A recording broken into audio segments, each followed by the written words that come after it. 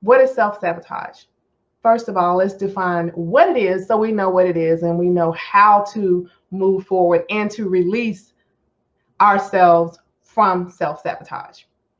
Self-sabotage is damaging your own being, whether you're doing it actively or passively. Okay, so actively damaging your own being would be like maybe an addiction, maybe drinking, right? Or smoking, or whatever the thing is that's the thing for you that you continuously do to avoid dealing with certain things or to avoid or minimize your own growth. Passively might be engaging in activities that you kind of know don't really support what you're trying to do, but you're doing it anyway because it's fun and because everybody else is doing it and stuff like that. So that's self-sabotage. And those are a couple of different ways that we engage in self-sabotage. So what does that look like? There's a couple of things that I noticed that are very prevalent in people who are kind of in a self-sabotaging state of mind. One of the things that I noticed is that there's no accountability.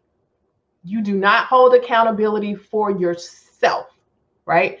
It's never your fault. And we'll go into in just a moment what that sounds like when you are self-sabotaging. And I'll explain a little bit more what that looks like. But number one, I think we probably know what that looks like when we're not being accountable, if we're being truthful.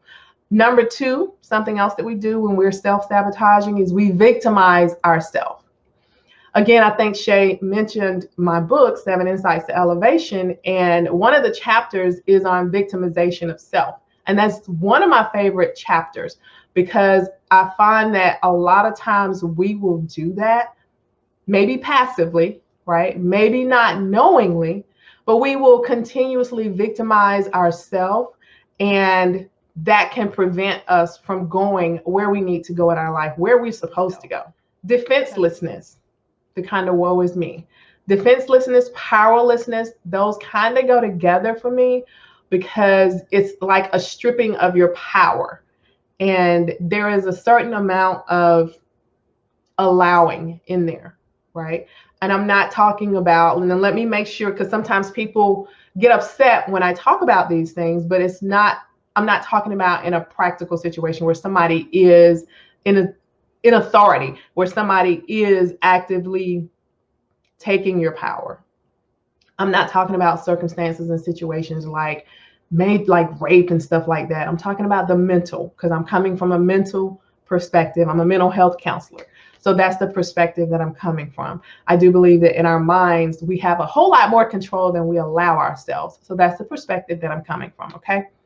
And finally, comparing ourselves.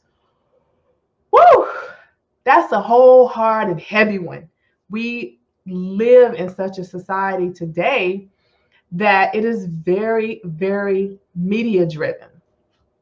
And everything is perfect as we see it on TV and on social media and billboards. And we're surrounded by all this perceived perfection. And we will compare ourselves. And we're setting ourselves up for failure when we do that, because we're comparing ourselves to things that I feel are not logical or reasonable for us to compare ourselves to. All right. The diamond. Now, what does that sound like? Because in practical, everyday interactions, what does that sound like? How am I doing this to myself? Because that word is in the front, right? Self-sabotage. I'm not doing this to myself. So let's think about some of the ways we communicate with ourselves. I'm going to preface this part and say I am a huge word person, for a lot of different reasons. And we can find a whole bunch of quotes and sayings. We can even go to the Bible about how we use our words. So therefore, I really make an effort. I make a wholehearted, intentional effort to be intentional with my words. As such, how I talk to me, I'm a boss every day, how I talk to me. And I make no apologies for that. And I suggest to you that you become a boss on how you speak to yourself. Because again, social media, there's a million people with a million different words that will beat you down. But the one person who's going to speak good to me every day is definitely going to be me. So I'm a big word person. But here's some of the things that I noticed that we will say to ourselves in self-sabotage, in self-victimization. I did that part. I did my part. That wasn't my job. That was not my job. I did my part. When we're looking at no accountability for self, that's something that we might say when we don't want to be held accountable. I did my part. I did my job. Right? Have any of us, and y'all comment, give me some comments and let me know if these things sound familiar to you.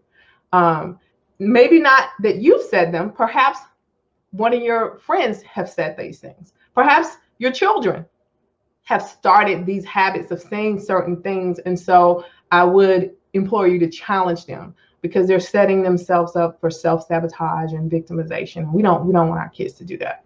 So it seems like I can't win for losing. I have to breathe on that one, because I'm a therapist and I hear that quite often. And that is a phrase that will take us directly into self-victimization. You are victimizing yourself. I can't win for losing. Yes, you can. You absolutely can win. Sometimes the loss is a part of the win. Sometimes an L is not really an L. You got to really evaluate it, right? But when we go to that thought process immediately, when something doesn't go our way, I can't win for losing, we're setting ourselves up for self-sabotage. We're not trying to overcome. We've accepted that defeat. I would challenge that thought process if I were you. I couldn't do anything about it. I couldn't do anything about it. It just happened. That would go to defenselessness. There was nothing I could do. Again, let me say, there are certain situations where there's a certain amount of power that you just don't have, right? I'm not talking about somebody, violating a person's person. That's not what I'm speaking about. I'm talking about the mental. So make sure y'all stay with me on that, okay? But the defenselessness, I couldn't do anything about it. What was your part, though? That's the challenge. And I even challenge myself on that because I'm a human. I'm a human first. Before I'm anything, I'm a human. So we're going to slide into these thought processes, but I recognize them now. And so I will challenge myself. I couldn't do anything about that. Okay, but what could you do? What was your part? That's my challenge to me, to make sure I'm not setting myself up to be victimizing myself. What was I supposed to do? That's a very powerless statement. I'm about being powerful, not only with my words, but with my actions, right? Because my actions are going to follow my words. So what was I supposed to do? What I was supposed to do was evaluate the situation. What I was supposed to do was tap into my critical thinking skills. What I was supposed to do was remember that I'm a boss, right? And so I'm going to do whatever I need to do to make those corrections. Akia says overthinking. Oh my goodness. Yes, ma'am. Because that one will take you down a rabbit hole that has nothing good for you. We will overthink ourselves. Prime example, I'll give you a quick example. I'm going to be a little bit transparent. I am terrified of the dentist. Terrified. All right. Because I've had some horrible dental experiences. So now, that ain't really my favorite place to go. And what I tend to do before I go, I just had to have a procedure this week, a couple days ago. And I found myself, Akia, overthinking that procedure. Now, I'm not a dentist. I don't know nothing about that world, right? But in my head, there was this, oh my God, this is going to happen, and this is going to happen, and then at the end of the overthinking, I'm down a rabbit hole where I'm losing teeth. That was nowhere near what was about to happen. As a matter of fact, what I got done, I didn't even need anesthesia for. You understand what I'm saying? But the thinking will have me thinking I'm about to lose teeth. So overthinking will definitely sabotage you. What another thing that self-sabotage might sound like? Going to comparison. I thought I would be at a different place in my life by now. I'm supposed to be here. I'm supposed to be there. Or we compare ourselves to these people on social media, right? She's a favorite.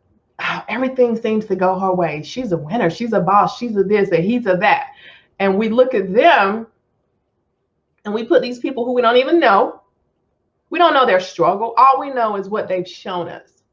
So we put them in a place of like adoration that we don't even have for ourselves.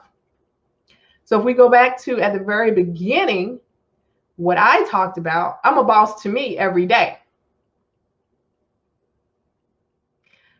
There's another example I can give you where I rented my first office space, and this is the self-sabotage thinking.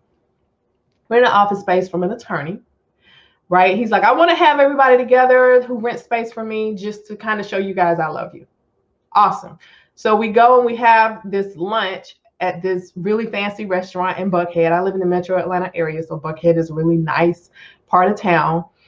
And it's me, an attorney, a retired attorney who's now a contractor, and a best-selling real estate agent in the metro Atlanta area. And I'm looking at this table. And I'm at that table, right? And I'm minimizing myself because I'm comparing myself to the people at the table, looking at their accomplishments, what I see. But I caught myself because I'm like, you know what? They're looking at me the same way. I am the mental health expert at this table. I deserve to be at this. This is my table. I was invited. I didn't bogart this table. I was invited. Back to overthinking, as Akia said. I was overthinking the situation. I was invited to the table. So let's not overthink ourselves out of the positions that we are in, okay, that we're invited to. Akia, yes, it causes so much lack of progression. It will have you turning away from where you're supposed to be. I was supposed to be at the table on that day, at that time, in that restaurant with those people. You understand me? Driven there in a Maserati. I was supposed to be there. But my thinking would have me like, girl, you grew up on a dirt road. Who cares where you grew up? It doesn't matter because this is where you are today. All right? Shrinking ourselves, Lenora. We can't do that no more because we're on a mission. We got stuff to do.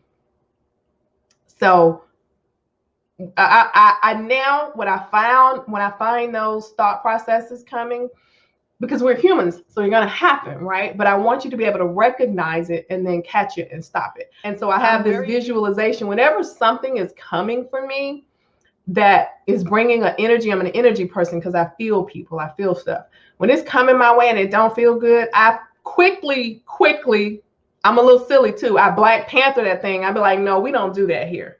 We don't do that here. And I keep it moving. Whatever works for you, you can use that if you need to. We don't do that here. Okay.